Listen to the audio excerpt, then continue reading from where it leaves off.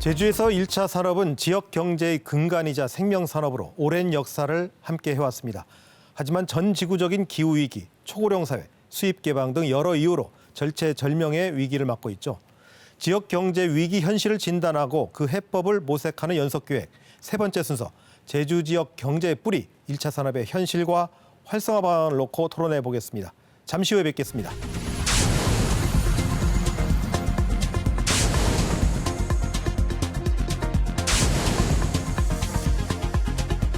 제주 지역 GRDP, 즉 지역 총생산에서 1차 산업이 차지하는 비중은 11%로 전국 평균 1.8%보다 월등히 높습니다. 그만큼 관광산업과 더불어 제주 지역 경제의 핵심 산업이자 산업이지만 이 사양 산업으로 취급받는 경향도 있습니다. 최우진 전국농민의 제주도연맹 사무처장님, 오영훈 지사가 취임 초기에 제주 1차 산업 비중 축소가 필요하다 이렇게 말해가지고 그때 아마 논란이 됐었는데 이런 제주 1차 산업에 대한 사회적 인식에 대해서 어떻게 생각하십니까?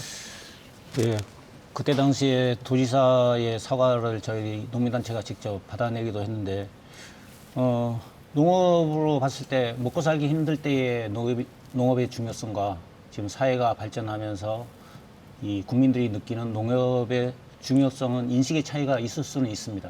하지만 그 농업의 중요성, 농업의 가치는 지금까지 변한 게 없습니다. 저희 농민들 입장으로 봤을 때 이 현 농업의 상황은 그냥 먹고 죽지 않을 정도의 농업의 현실이다.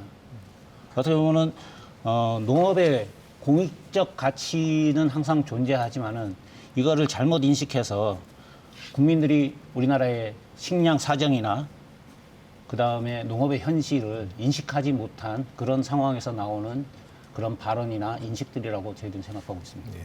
자, 양영식 의원님, 제주도의회 농수축 경제위원장 맡고 계신데 위원장으로서 한번 현장을 자주 보실 텐데 또 1차 산업의 지금 현실 어떻게 느끼고 계십니까? 현장을 가보게 되면 뿌리째 흔들리고 있다는 것을 이렇게 확인할 수 있었습니다. 한 가지 수산업이 그 예를 한번 좀 들어볼게요. 지난해 그 도내에 있어서 어업 생산량이 20년 만에 최저치를 기록을 했습니다. 그리고 2024년 12월 말 기준에서 전년 대비 위판량이 13.1%나 이렇게 감소를 하고 위판 금액이 한 12%.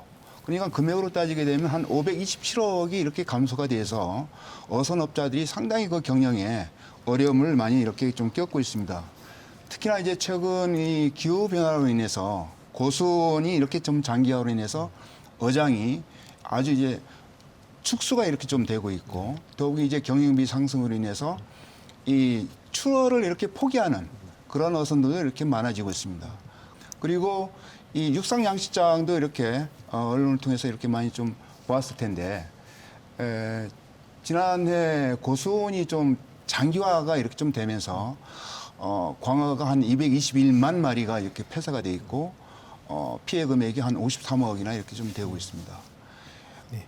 김한영 교수님, 시간이 갈수록 점점 1차 산업이 어려워지고 있는데 최근에 이게 더 어려워졌다는 목소리가 나오고 있습니다. 이 원인이 뭐라고 보십니까? 예.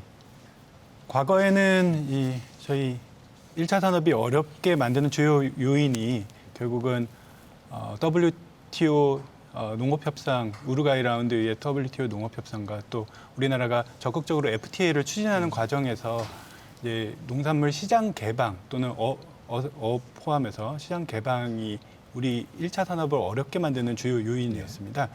지금 현재로 보면 그런 개방으로 인한 피해도 여전히 있습니다. 그렇지만 그보다 더 큰 문제는 지금 말씀하셨듯이 기후변화로 인한 피해가 농업인의 소득의 감소를 가져오고요. 무엇보다도 가장 중요한 부분이 일단 생산 의지를 많이 꺾어놓을 수밖에 없습니다. 계속 자기의 자식 같은, 생명 같은 농작물 또는 잡은 그 어장을 굉장히 피해를 연속해서 입게 된다면 더 이상 이제 계속 지속적으로 내가 농사를 져야 하느냐 그런 생산 의욕을 꺾어버릴 수 있기 때문에 결국 농업 자체 또는 1차 산업의 지속 가능성을 굉장히 낮춰서 결국 기후변화에 대응하는 또는 적응하는 것이 결국 굉장히 중요한 문제로 대두되고 있습니다. 1차적으로는 아까 수익 개방도 얘기했지만은 이 정부 정책의 변화가 필요하다. 왜냐하면 저희 국민들은 항상 국민들이나 정치하시는 분들은 식량 안보를 얘기하고 있습니다. 농민들은 지금 식량 주권을 얘기하고 있고 전문가들도 식량 주권을 얘기하고 있는데 식량 안보와 식량 주권의 차이를 혼동하는 분들이 많습니다. 뭐냐면 지금 정치나 지금 이 정부에서 하는 이런 형태가 식량 안보 차원에서 한다고 얘기를 하는데 식량 안보는 자국의 식량의 자급률을 높이는 게 아니고 무슨 수단을 쓰더라도 국민들이 먹거리를 책임져준다라는 그런 개념이기 때문에 수입을 해서라도 이 양을 채우면 된다라는 그런 논리를 갖고 지금 이 농정을 하고 있습니다.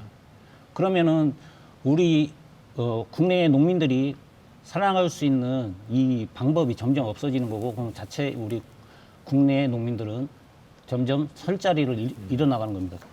기후 변화는 다 세 분이 다 공통적으로 하시는 말씀인데요. 왜냐하면 마지막에 한번 토론해 보도록 하고요. 과잉 생산으로 우리 산지에서 폐기 처리까지 하던 월동 채소 가격이 또 올해는 또 크게 올랐습니다. 근데 이게 농산물 수급 상황에 따라서 가격이 크게 널뛰는 탓 때문에 농민들의 소득이 이제 불안정해질 수밖에 없는데 이 해마다 반복되는 농산물 가격, 뭐 수산물하고 같이 맞물려 있는 문제이기도 합니다. 이런 가격 불안정 문제를 한번 짚어보겠습니다. 최호진 처장님, 최근 제주 농산물 가격 변동 현실, 우리 얼마나 좀 우려해야 될 상황입니까?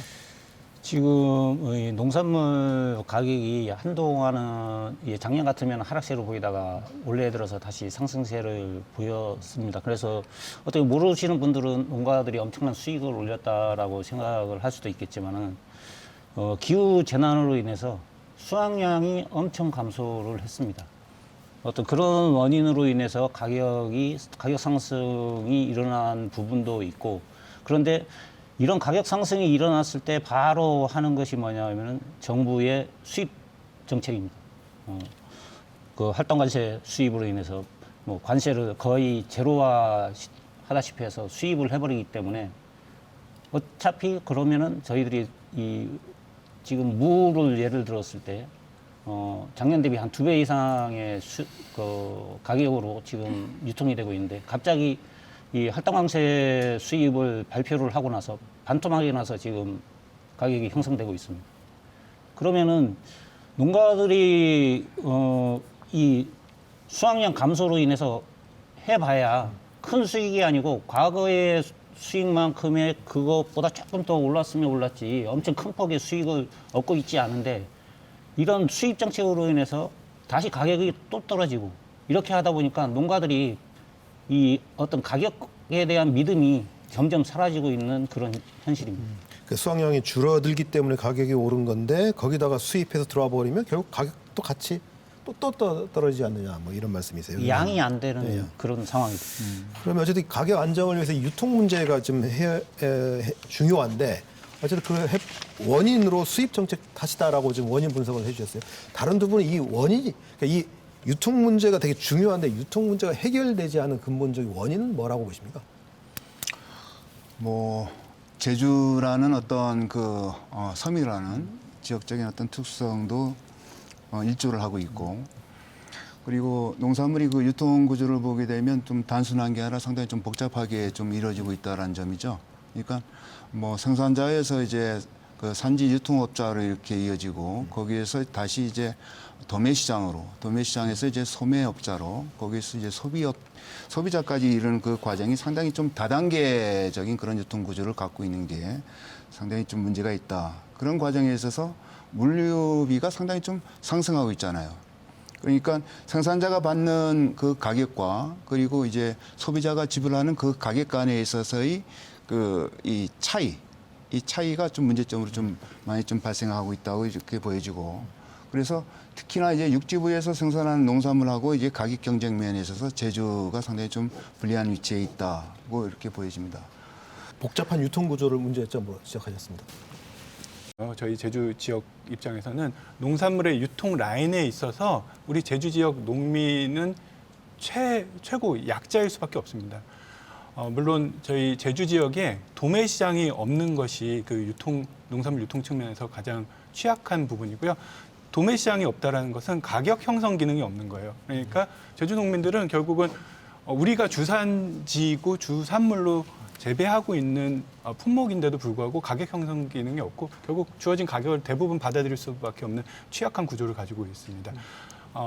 그래서 지역 내에서는 당연히 공영 도매 시장을 지금 설치해보고자 하는 시도들이 계속 있어 왔는데요.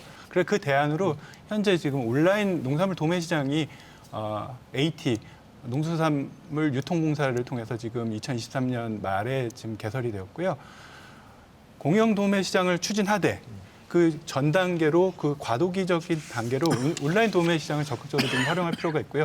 그래서 작년에 그 거래액이 그 제주도 내에서 지금 취급한 거래액이 한 120억 원 정도 되고 올해는 한 300억 원 정도 그 온라인 도매 시장을 통해서 이제 거래를 할 것으로 예상되고요. 목표는 2028년에 한 1,000억 원 정도 취급을 할 수 있겠다라는 목표를 가지고 있습니다. 이제 과도기적인 단계로 온라인 도매 시장 다 지금 도매업자들이 지금 온라인 그 플랫폼을 통해서 지금 참여하고 있는 그 디지털 플랫폼이기 때문에 이제 그 과도기적인 단계로서 저희 제주도에서는 적극적으로 그 온라인 도매 시장에 참가해서 가격 형성 기능을 조금 찾아가는 것이 필요할 것으로 생각됩니다.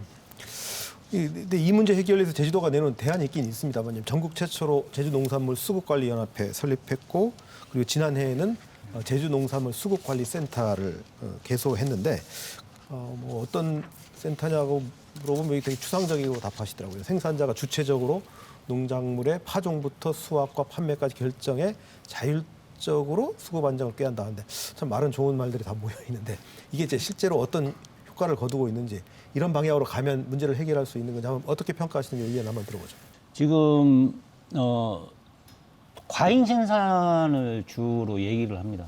그리고 그 수급관리연합회에서도 지금 각 농가들마다 돌아다니면서 얘기하는 게 과잉 생산을 막기 위해서 어떤 품목을 조절을 해야 된다 이런 얘기를 하는데 이거는 어떤 잘못된 우리나라의 농업 현실을 호도를 하는 그런 상황입니다.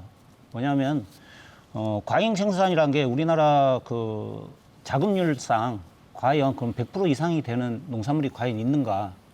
예를 들어서 당근이 전국에서 제주도가 최고 많이 생산을 합니다. 생산량이 최고 많고. 그런데 당근 자급률이 50%도 안 되고 있는 상황, 48% 정도.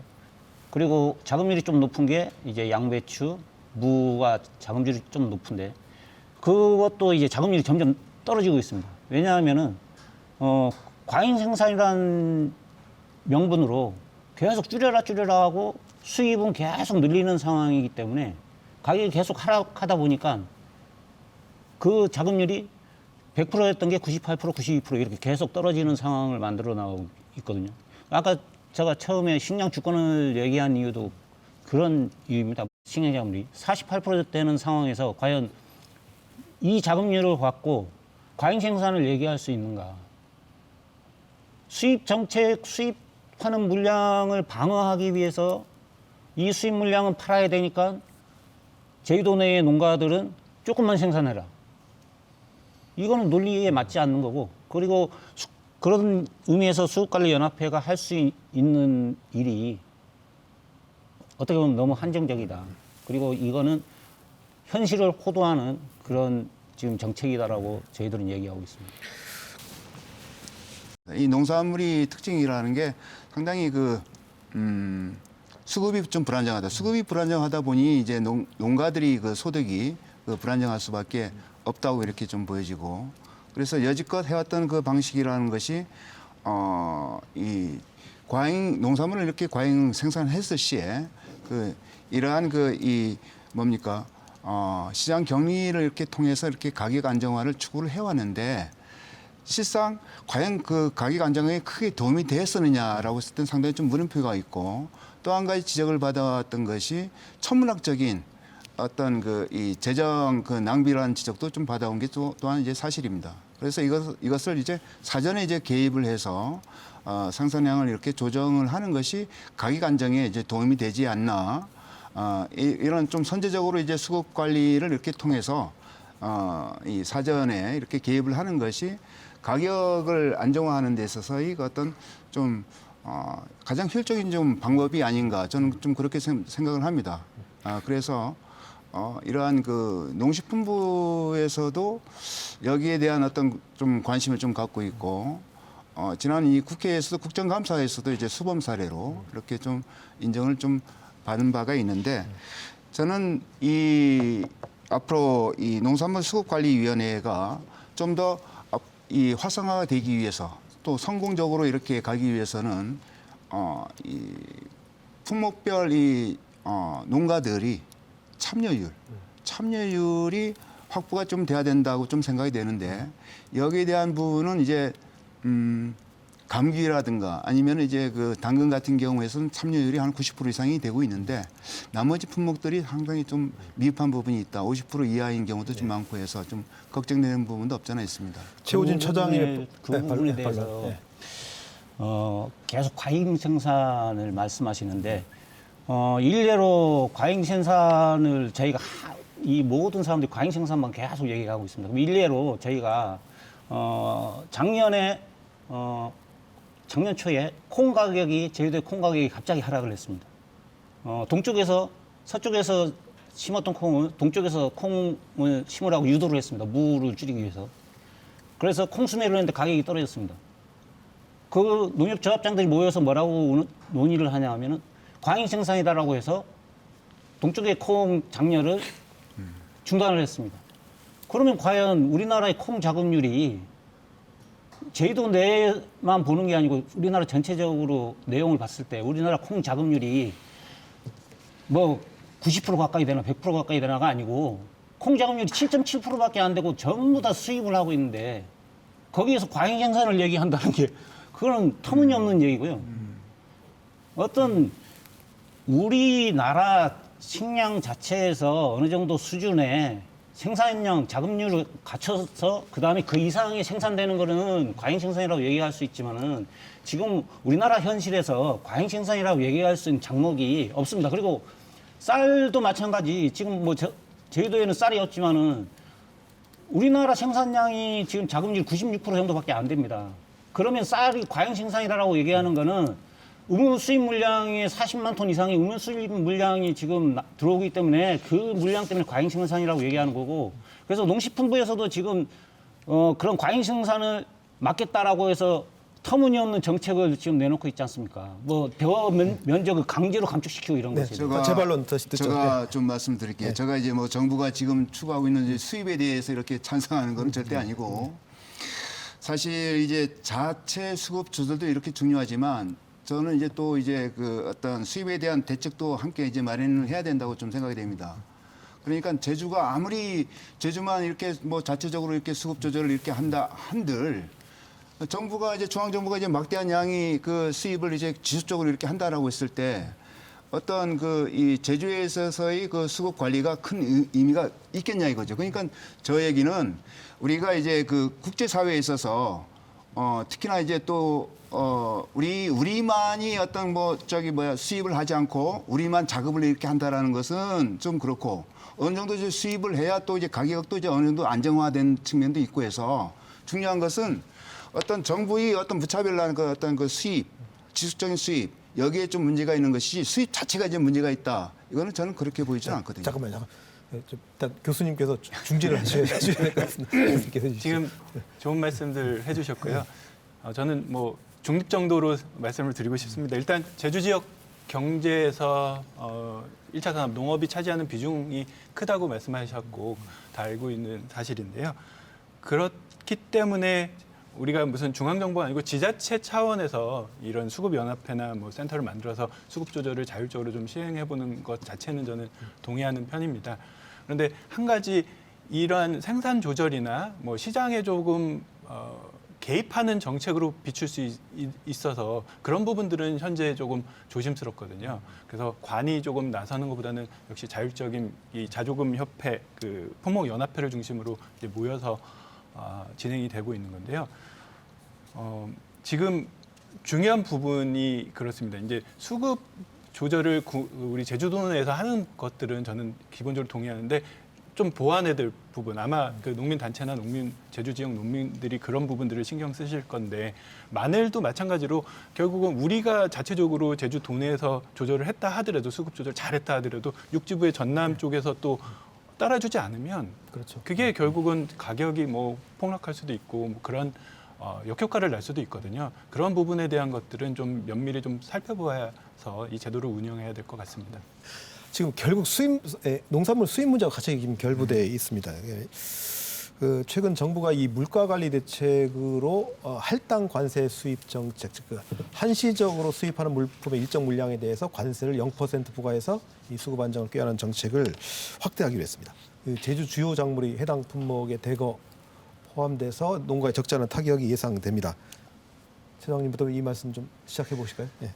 예, 뭐 물가 상승을 얘기하면서 이제 농산물을 먼저 이 정부는 건들기 시작하는데, 솔직히 말해서 전문가들도 물가 상승에 있어서 농산물이 차지하는 이런 비중은 현저히 낮다라고 얘기합니다. 뭐냐면 뭐 임차료나 아니면 뭐 유류가 인상이라든가 이런 것이 더 큰 이 비중을 차지하지, 농산물 가격의 인상은 아주 미미한 영향을 미친다라고 얘기가 되고 있습니다.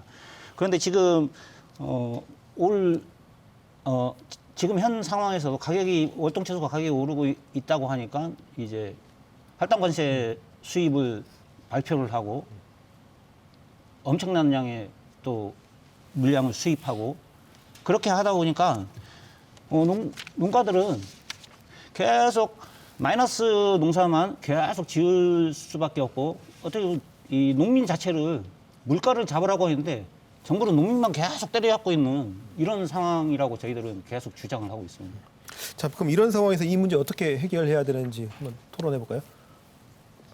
예, 저는 우선 두 가지 정도 말씀드리고 싶습니다. 지금 할당관세 TRQ 문제에 있어서는 저도 많이 공감을 하고 있습니다. 이 문제가 뭐냐면 그 작년에 이제 그 문제가 됐었던 것이 그 양파 가격 때문에 양파 한 5천 톤을 그 할당관세로 수입을 했거든요.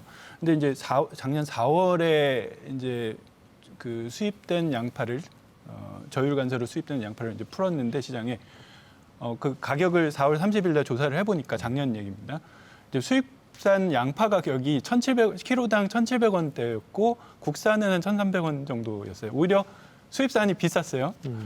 이러면 소비자들의 최소한 도시민의 어쨌든 소비자들의 가격 안정, 또 너무 물가 부담스러우니까 가격 안정을 위해서 수입한 제도인데 수입산이 비싸면 결국 물가 안정 측면에서도 도움이 되지 못했고 우리 농가에게도 부담을 주고, 이것은 이런 정보들이 꽤 쌓이고 있거든요.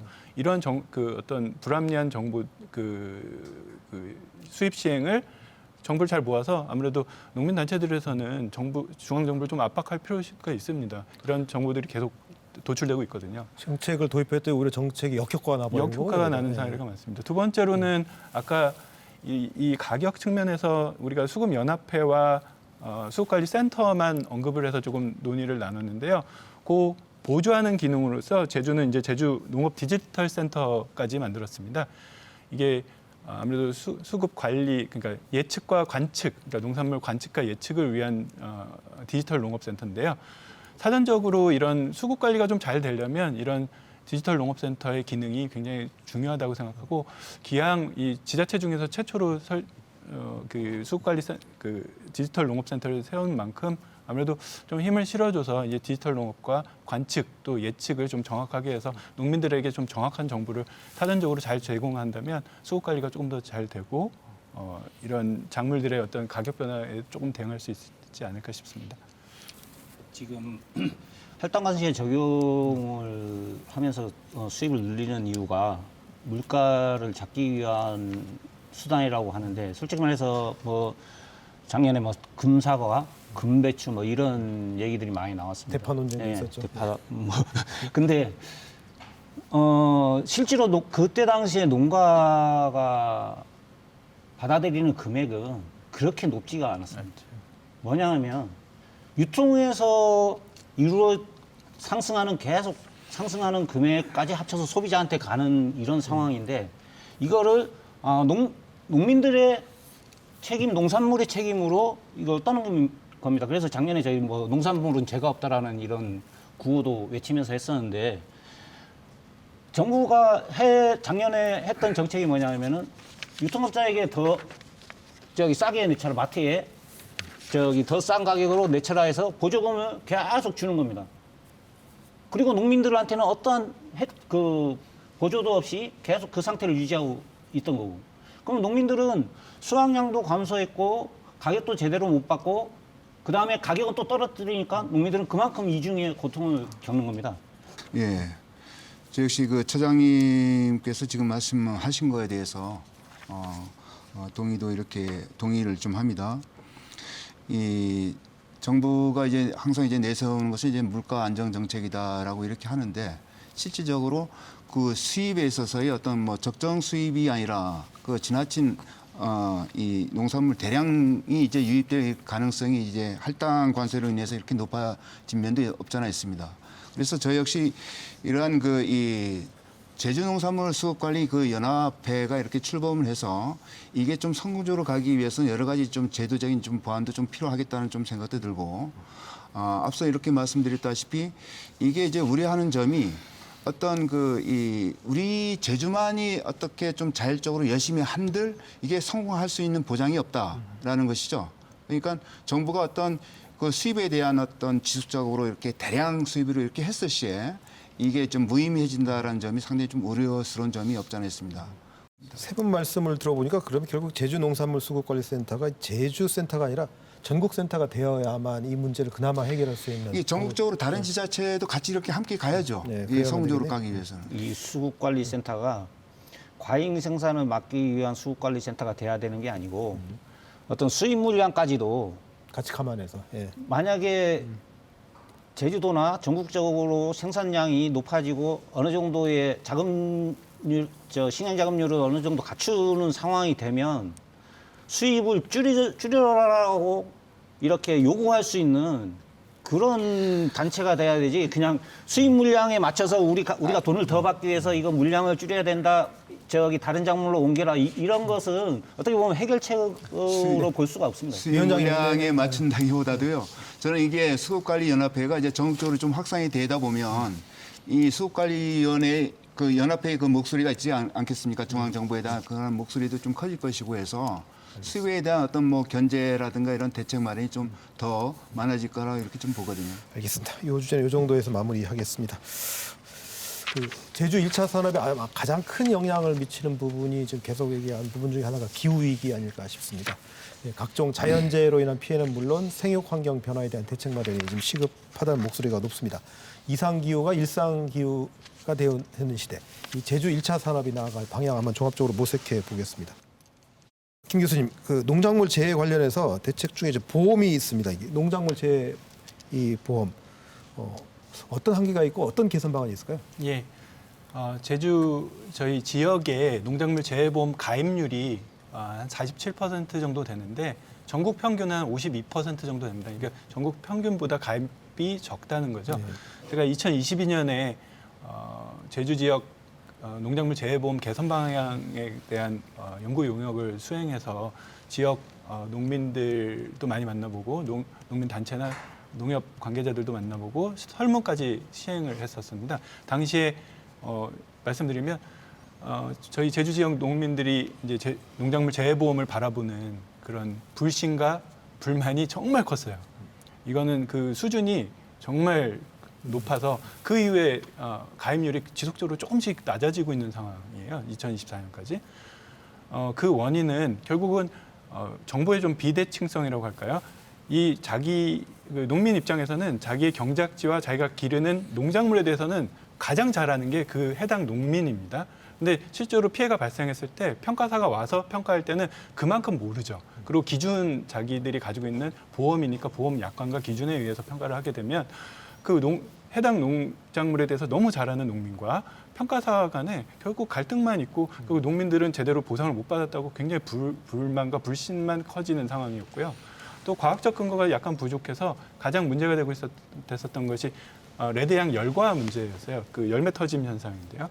그게 분명히 기후변화 지금 오늘 주요 화제인데 그 이슈인데 기후변화로 인해서 기온 상승이나 다양한 어떤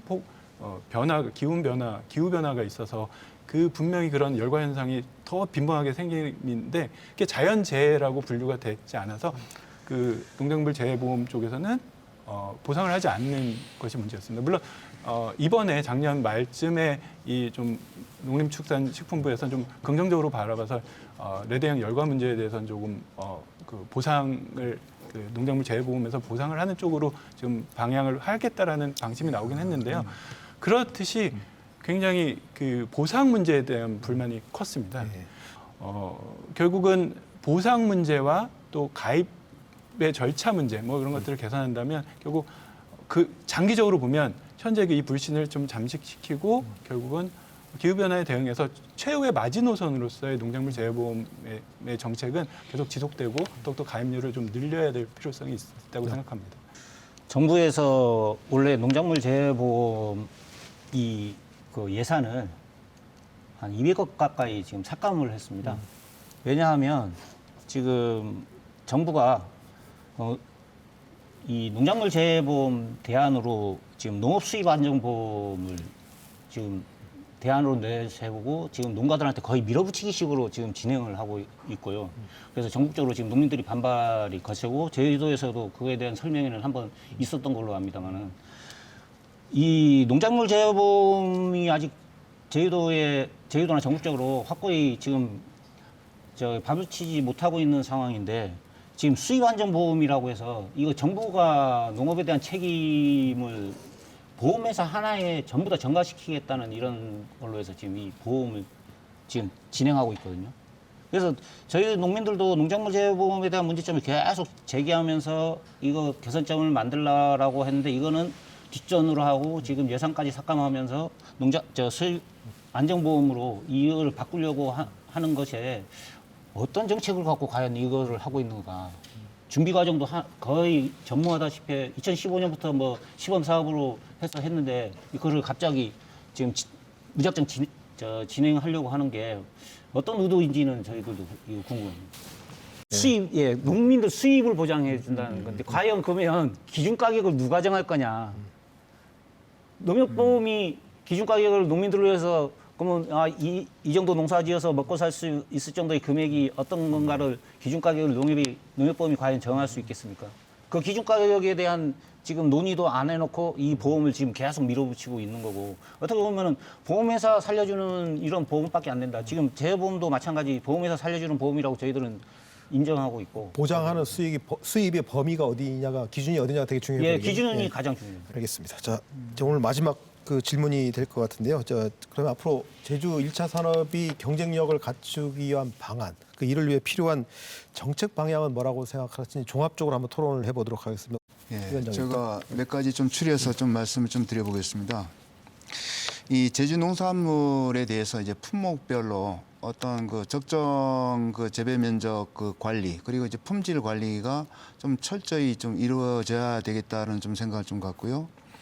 그 다음에 계속 이제 반복되는 얘기지만은 이제 농가들이 그 경영비 부담이 상당히 좀 예전보다 좀 많아지고 있습니다. 시장 가격은 정체되고 있는 반면에 예를 들어 이제 뭐 비료값이라든가 아니면은 이제 사료값, 전기요금 등등 이 경영비가 이렇게 상승되면서 상당히 그 부담이 커지고 있는 이 상황인데 그렇다면 이 경영비를 좀 줄여야 되지 않겠느냐, 저감할 수 있는 방법이 뭐가 있겠느냐.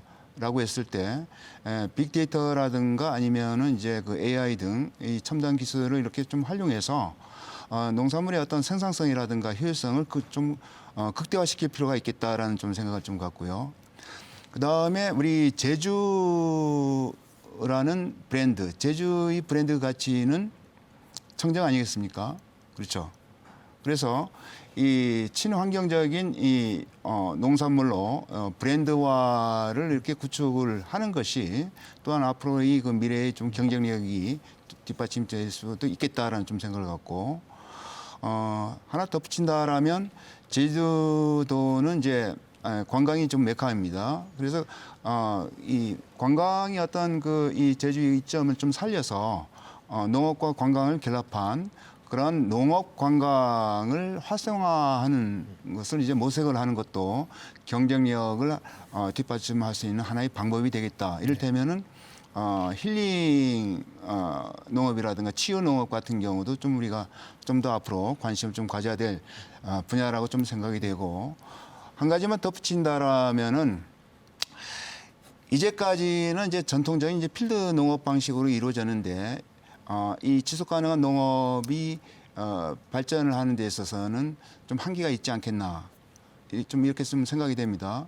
좀 그래서 이 좀 부가가치가 높은 고부가가치 그 산업을 좀 육성을 해야 되겠는데 이를테면은 농촌 융복합형 산업이라든가 아니면은 이 최첨단 기술을 이렇게 접목한 푸드테크 산업 이러한 산업들을 이제 집중 육성해서 지원해 줄 필요가 있겠다. 좀 이렇게 좀 생각을 해보거든요. 그 의원님이 말씀하시는 거는 뭐 경쟁력이라고 하면 1차 산업에 솔직히 말해서 경쟁력이라면 그 단어를 어떻게 보면 사용하지 않는 게 1차 산업 농업이나 어업이나 마찬가지 이 경쟁력에서 떨어지면은 이거를 그만둬야 되는 그런 산업이 아니고 지속 가능하게 만들어내야 되는 산업이 농업이고 어업이고 1차 산업입니다.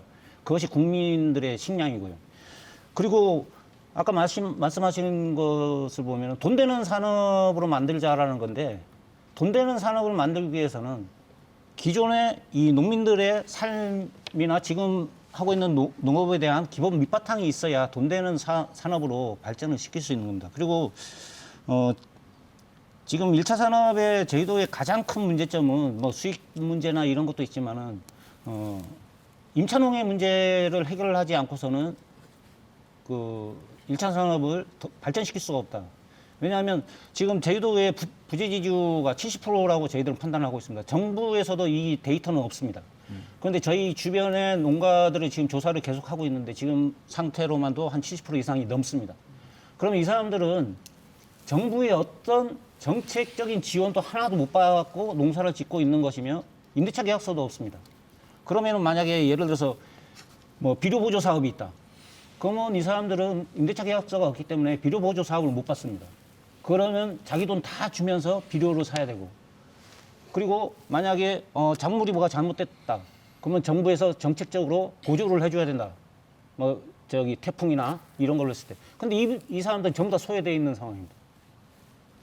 이런 상황에서 부재지주 문제를 해결하지 않는다면 엄한 데 돈을 쓰고 농업 발전을 위해서는 아무 도움이 되지 않는 이런 상황이 된 제가 것입니다. 아까 좀 전에 말씀을 좀 드린 거는 이제 6차 산업이라든가 아니면 푸드테크 산업이라는 게 지금이 순수한 이제 농업하고 이제 아주 이제 별개된 산업이 아니라 이어지는 연계된 산업이라 이런 산업이 발달하면 할수록 지금 현재의 농가도 좀 더 이렇게 소득이라든가 이렇게 좀 창출할 수 있다 이런 얘기죠.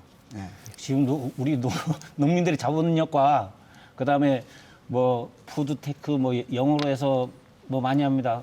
그런데 그게 과연 우리나라 농업 현실에서 바로 적용할 수 있는가? 지금 농민이 전 국민의 4%밖에 안 됩니다. 전 국민의 4% 96%를 지금 먹여 살리고 있는 이런 상황에 그런데 그 4%도 지금 자기가 생산한 농산물을 제값을 못 받고 엄청 어렵게 살고 있는 이 실정입니다. 그러면 그것을 바로 잡아주지 않고 그 다음에 더 나은 거를 생각하자. 이거는 정부에서 이빨림 소리로 계속 정책만 내세우는 거랑 똑 마찬가지입니다. 위원장님 발언하시죠. 저는 그렇게 생각합니다. 어떤 게 이제 어떤 한 가지만으로 이렇게 좀 거기에 이제 그 생각을 해서 이렇게 지금 현재 이렇게 농촌이 어려운 실정도 알고 그 부분만 이렇게 생각을 하다 보게 되면은 좀 시대에 너무 좀 떨어질 수가 있다. 그러니까 좀 더 이렇게 같이 이렇게 가기 위해서 좀 더 이렇게 미래지향적이고 이제 지속 가능한 농업이 되기 위해서는 저희 개인적인 생각으로는 지금이 현재의 그 농업 방식만으로는 좀 그 한계점이 있지 않겠느냐. 그래서 여기에 대한 어떤 그 좀 더 지속적으로 가기 위해서는 다양한 어떤 출구가 좀 필요하다 이렇게 보거든요. 네, 두 분은 사실 뭐 농업을 앞으로 어떻게 관리하고 바라봐야 될 것이냐라는 기본적인 관점이 차이라서 뭐 여기서 어떤 평행선이 와닿을 것 같지는 않고요. 어쨌든 처장님께서 말씀하셨던 부분 중에 부재지주 문제, 그러니까 아무리 지금 제주도가 돈을 지원하더라도 결국 부재지주가 이렇게 높다면 결국 실제 농민한테 도움이 안 된다. 지금 이 문제부터 해결해야 그나마 좀 문제를 풀 수 있는 실마리가 있을 거다 이런 말씀이신 것 같아요. 네, 지금 국회의원분들한테도 지금 저희들이 제안을 하는 게 뭐냐면 지금 그분들도 부재지주 문제가 심하다는 건 알고 있습니다. 특히 제주도가 더 심합니다. 그런데 이 부재지주 문제를 손을 대면은 피해는 누가 보냐 하면 부재지주가 피해를 보는 게 아니고 그 안에서 임대차 계약서 없이 농사를 짓는 농민들이 그렇죠. 바로 쫓겨나는 상황이 됩니다. 그래서 지금 국회에도 저희들이 요구하는 게 뭐냐 하면 부재지주, 이 가짜 농부는 잡아야 된다. 그런데 그 안에서 농사를 짓고 있는 임차농들은 보호해야 된다. 네. 보호할 수 있게 뭐 10년이면 10년, 뭐 이 땅에 대해서 좀 어려운 문제일 수도 있지만은 이런 좀 그래도 그 사람들의 삶을 지켜내면서 이 부재지주 문제는 반드시 해결을 해야 된다. 그래서 뭐 저희들이 뭐 가짜농부 찾기 이런 사업을 했는데 어떻게 보면 농민들한테도 많은 소리를 들었습니다. 왜냐하면 저희들 때문에 쫓겨나는 상황까지도 겪은 농민들이 있기 때문에. 하지만 이것이 바뀌지 않는 이상은 지금 제도 농업에 한계가 있다. 자, 김 교수님도 이 문제에 대해서 뭐 예, 덧붙여 주셔도 오고. 예. 농가 소득 안정이 굉장히 중요한 정책이에요. 결국은 농가 소득 안정 정책의 핵심이라고 보면 지금 부재지주하고도 연관되어 있는데 공익형 직불제하고 또 농민수당과 같은 어떤 이전 지출성 형태의 어떤 지원이 있습니다. 그걸 바탕으로 결국 시장 상황과 상관없이 이제 기본적으로 그러니까 지원을 받을 수 있는 금을 바탕으로 경쟁력 있게 뭐 더 그 좋은 상품들을 만들기 위해서 노력을 할 수 있는 기반이 되거든요. 근데 지금 부재지주 문제 때문에 이런 제도가 좀 흔들릴 수 있고 그런 문제가 생겨서 이게 굉장히 중요한 문제고 사무처장이 지적하셨던 것처럼 농가 소득 안정에 방해가 되는 요인이 될 수 있어서 이 부분에 대해서 좀 전향적으로 고려해야 될 부분이 많이 있는 것 같습니다. 그리고 또 뭐 정책 제언을 하실 분이 있으면 저는 뭐 마지막으로 말씀드리자면 오늘 좀 부정적인 얘기, 농업이 어렵다라는 것만 많이 말씀드렸는데 좀 긍정적인 얘기 좀 마지막으로 좀 드리자면 우리 제주 감귤이 지금 3년 연속 조수입이 1조 원을 넘었습니다. 작년 2023년사는 1조 한 4천억 원 정도의 조수입을 얻었고 2024년 지금 거래되고 있는 감귤도 당연히 조수입이 1조 원을 넘어서 4년 연속 지금 1조 원 조수입을 얻을 것 같은데요. 어떤 한 품목의 조수입이 농산물인데 1조 원의 수입을 얻는다는 건 굉장히 큰 거고 저희 제주 농민들, 좀 감귤 농민들뿐만 아니라 지금 겨울철 월동 작물들을 재배해서 정말 그 한국의 전체 국민들의 어떤 건강한 먹거리에 이바지하는 저희 제주 농민들이 충분히 자부심을 갖고 할 수 있다, 긍정적으로 우리가 소득을 올릴 수 있다라는 자부심을 충분히 느낄 수 있는 상황이기 때문에 저희 농민 단체와 정치인 또 저 학계에 있는 다 같이 노력을 한다면 저희 제주 농업이 충분히 돈 되는 산업 또 어느 정도 안정적인 산업으로 이제는 바뀔 수 있다라는 생각이 듭니다. 자, 토론을 더 하고 싶습니다만 오늘 좀 마무리해야 될 시간입니다. 이제 다 하지 못한 이야기 그래도 30초씩 듣도록 하죠. 먼저 우리 최호진 차장님부터 하실까요? 예, 우리나라의 식량 현실은 지금 처참할 정도입니다. 농민들이 처참하면 국민들도 처참한 삶을 이어갈 수가 있습니다. 저희들 식량 자급률이 46%고 곡물 자급률이 20%도 안 됩니다. 그리고 아까 말씀드렸듯이 전 국민의 4%가 농민입니다. 200만 밖에 안 되고 지금 고령화로 점점 농민들 숫자는 점점 줄어들고 있습니다. 청년 농민은 39세 이하 청년 농민은 2만 명 정도밖에 안 됩니다. 우리나라의 농업의 미래는 좀 암울하다고 할 수밖에 없습니다. 그래서 어떻게 보면 농업은 우리 국민들이 먹는 식량이고 식량은 국민들의 생명입니다. 농업을 살리고 그런 방향으로 나가야만이 우리 국가의 발전이고 제주도의 발전을 이룰 수 있다. 이렇게 마지막으로 말씀드리겠습니다. 예, 고맙습니다. 양영식 위원장님. 예, 오늘 함께 할 수 있어서 너무 유익한 자리가 아닌가 좀 생각을 합니다. 제주 사회가 총체적으로 어렵습니다. 특히 1차 산업인 경우에서는 이제 지속적인 생산비 상승에다 기후 위기까지 좀 더해지면서 그 어려움이 이제 가중이 되고 있고 1차 산업 종사자들이 마음은 아마 새까맣게 좀 타들어가고 있지 않을까 생각을 해봅니다. 1차 산업이 살아나야 제주 경제가 회복될 수 있다고 또한 생각을 합니다. 모든 역량과 그리고 지혜를 모아서 변화와 혁신으로 이 위기를 극복을 해야 한다고 생각을 합니다. 제주특별자치도의회에서도 1차 산업에 대한 관심과 그리고 지원을 아끼지 않을 것을 약속을 드리겠습니다. 예, 고맙습니다. 예, 고맙습니다. 김 교수님. 예. 제주 농업 중요하다는 거 말씀드렸고 자부심을 가져야 된다고 말씀드렸고요. 코로나19 기간에도 우리 제주도는 이제 농업이 상당히 안전망, 완충망이 돼서 고용 측면이나 경제 측면에서 상당히 기여를 많이 했습니다. 그만큼 제주 농업은 중요하고요. 그 중요한 거 모르는 지역 도민들은 없을 것 같고 이러한 중요성 그리고 우리가 잘하고 있다는 것을 정말 한국 전체에 좀 알려서 정말 제주 농업이 한국 전체 농업을 좀 선도하는 그런 길로 갔으면 좋겠다는 바람이 있습니다. 네, 고맙습니다. 세 분 오늘 출연 감사드립니다. 자, 오늘 토론에서 제주 1차 산업이 처한 현실과 그 해결 방안에 대해서 논의해 봤습니다. 위기의 원인을 짚어보고 농산물 가격 안정에서 기후 위기 대응책까지 다양한 대안을 모색해 봤는데요. 다들 1차 산업이 중요하다고 말은 합니다. 근데 속으로는 희망 고문일 뿐이다. 뭐 이렇게 생각하는 분도 있을 겁니다. 그렇지만 1차 산업은 단순한 생업이 아닙니다. 생명이 걸린 제주 경제와 공동체의 근간입니다. 오늘 집중 토론 제주 여기서 마칩니다. 끝까지 시청해 주신 여러분 고맙습니다.